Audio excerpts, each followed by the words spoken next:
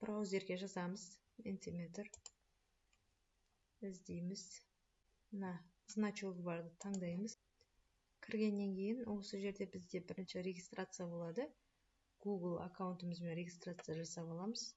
Сосын бізге осындай бет ашылады. Осы Scales дегенді таңдаймыз. Жаңа бетті таңдаймыз. Осы жерде бізге кері байланыстың шаблондары ашылады. New Slide'ды басамыз. Осы жерде Multiple Choice. Мына жерде түрлер өте көп. Мынандай түрде таңдауға болады. Кері байланысты мына түрде жасауға болады. Түрлері өте көп.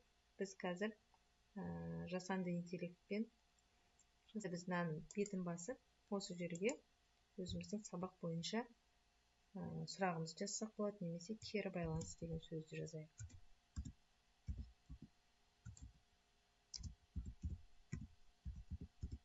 Бірінші сұрақ бізде. Сұрағымыз бізде кері байланысты бірінші түсіндім.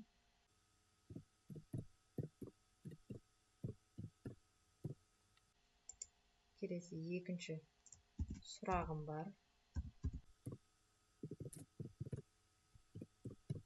Мына артқы фонға ақ фонды өзгертсек болады.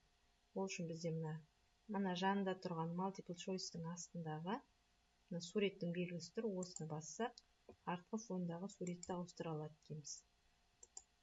Осы жерден кез келген тақырыбыңызға сай суретті таңдап алсаңыз болады. Кері байланыстың артқы фонына.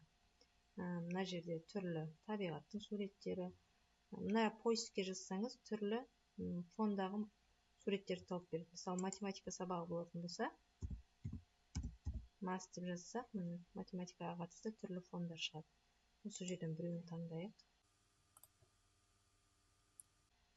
Мына жерге келіп тұрды, бір шетінен сурет. Енді бұны толық артқы фонға ауыстыру үшін, мына жерде суреттің тұратын позициялары бар.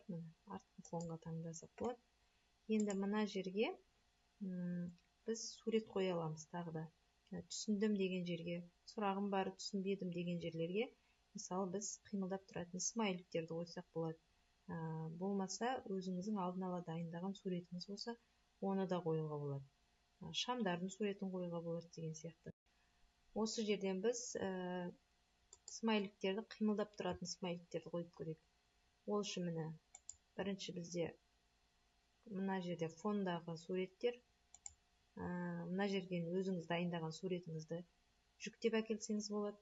Gifts деген бассаңыз, қимылдайтын суреттер бар осы жерде. Мысалы, бірінші түсіндім дегенге біз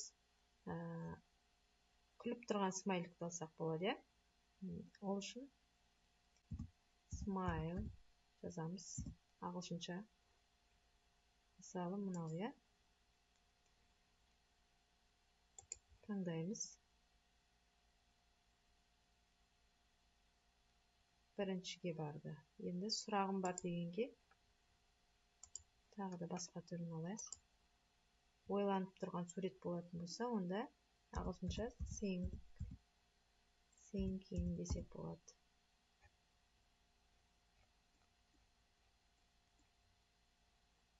Мысалы, мынау смайликті алайық.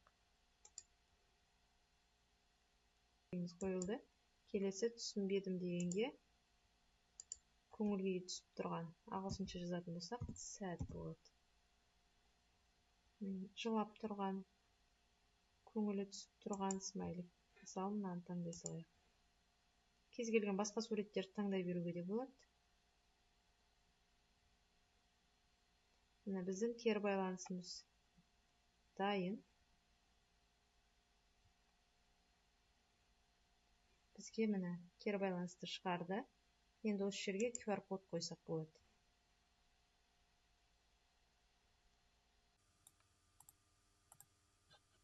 QR кодымыз тұр. Енді мен қазір телефонмен QR кодпен дауыс беріп көремін. QR кодты телефонмен аштым. Енді дауыс беремін. Мен түсіндім дегенді бастым. Бізде бір адамның дауысы экранға шықты. осылай барлық адам өзінің кері байланыстарын жасап отырады, ол мына жерде экранда көрініп тұратын болады.